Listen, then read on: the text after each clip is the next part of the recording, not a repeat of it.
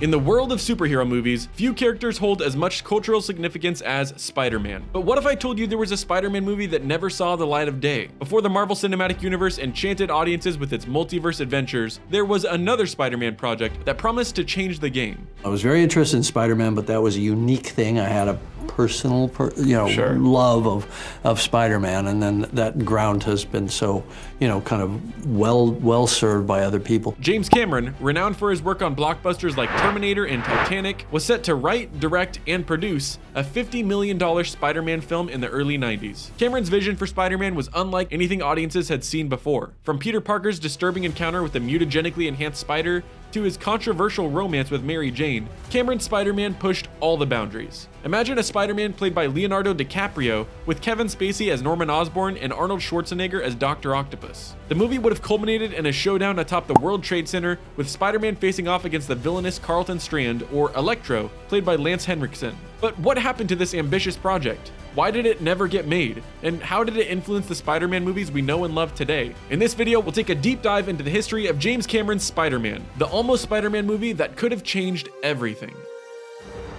To understand the origins of James Cameron's Spider-Man, we need to go back to the 1990s, a decade that saw Cameron rise to the top of the Hollywood hierarchy. By the end of the 90s, Cameron had established himself as the king of the world, with 3 of the highest grossing movies of all time under his belt: Terminator 2, True Lies, and Titanic. Cameron was known for his innovative and visionary approach to filmmaking, combining cutting-edge technology, spectacular action, and emotional storytelling. But before he became the master of the blockbuster, Cameron had a different dream: to make a Spider-Man movie. Cameron grew up as a huge fan of the Spider-Man comics and identified with the character of Peter Parker really well, a nerdy teenager who gained superpowers after being bitten by a radioactive spider. Cameron's early films showed his affinity for science fiction and action, as well as his ability to create iconic heroes and villains. In the late 80s, Cameron began to develop his own version of Spider-Man, which he described as a psychological thriller that would explore the darker aspects of the character's origin and personality. Cameron wrote a 47-page scriptment, a hybrid of a script and a treatment, that outlined the plot, characters, and scenes of his Spider-Man movie. But making this movie was not as easy as it seemed.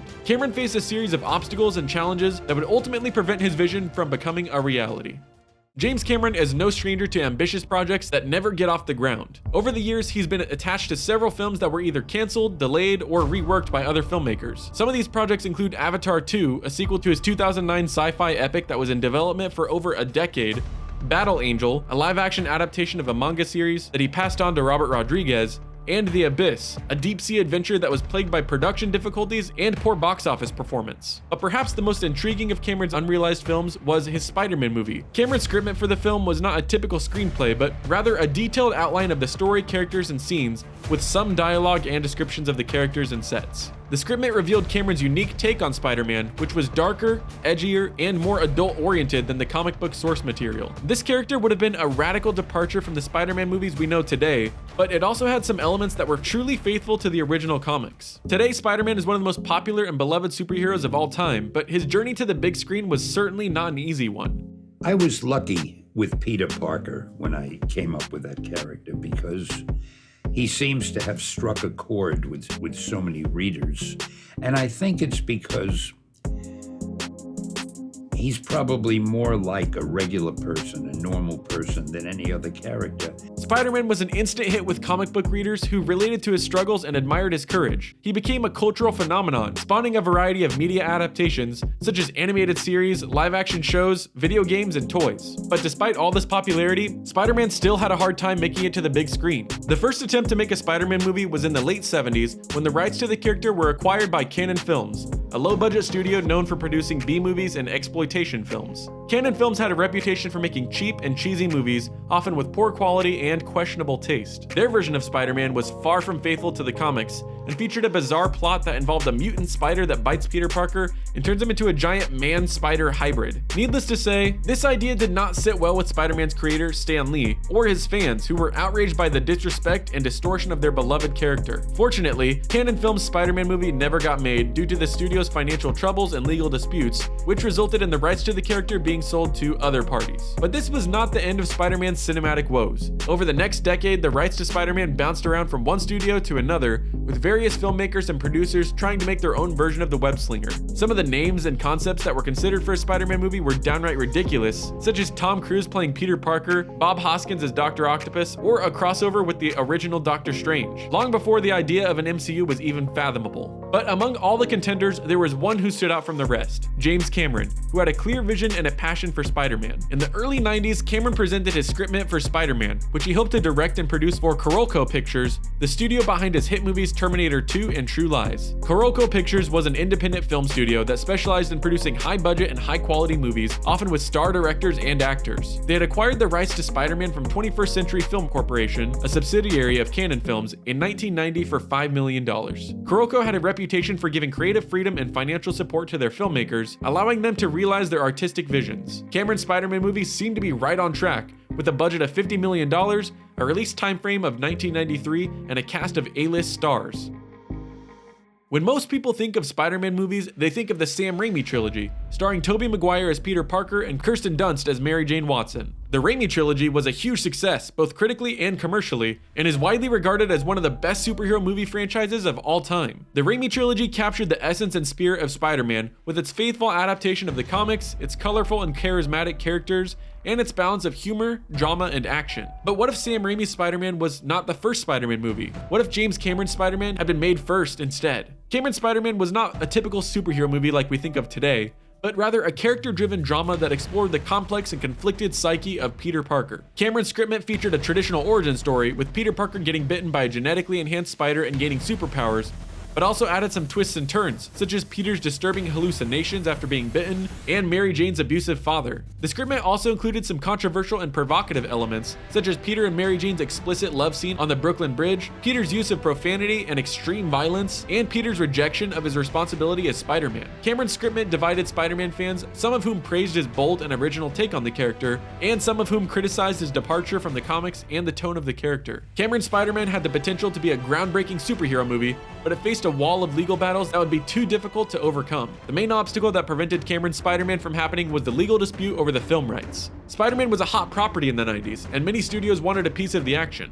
But who owned Spider-Man? According to Stan Lee, the co-creator of Spider-Man, Marvel was the rightful owner of the character.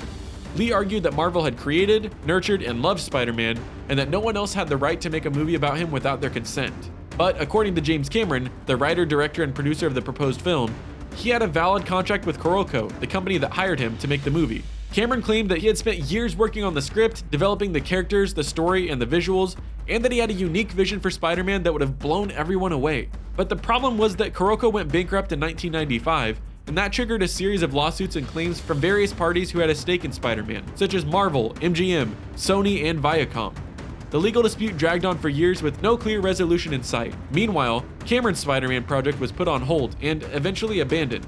It would take another decade for Spider-Man to finally make it to the big screen, with Sam Raimi's version in 2002. But what if Cameron's Spider-Man had been made? How different would it have been from the Spider-Man we know and love today?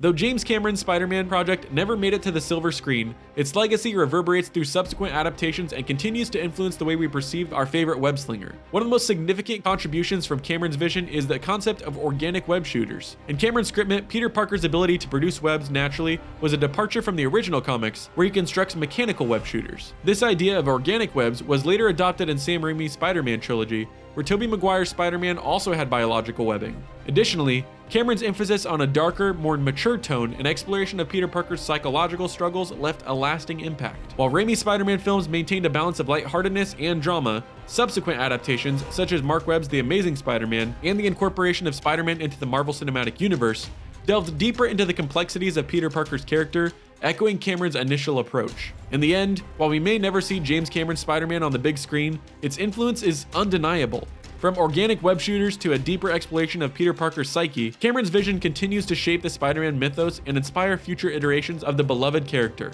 Even so, we're left with a lingering question: would James Cameron's Spider-Man have surpassed Sam Raimi's iconic trilogy? It's a debate that has fueled countless conversations among fans and critics alike. On one hand, Raimi's Spider-Man films are beloved for their blend of heart, humor, and heroics, capturing the essence of the character in a way that resonates with audiences of all ages. However, Cameron's Spider-Man promised a radically different take on the character, with its darker tone and mature themes. It dared to explore the psychological depths of Peter Parker's transformation into Spider-Man, offering a more nuanced and introspective portrayal. Ultimately, whether Cameron's Spider-Man would have surpassed Raimi's version is a matter of speculation. What we do know is that both filmmakers brought their own unique vision to the table, each leaving an indelible mark on the Spider-Man franchise.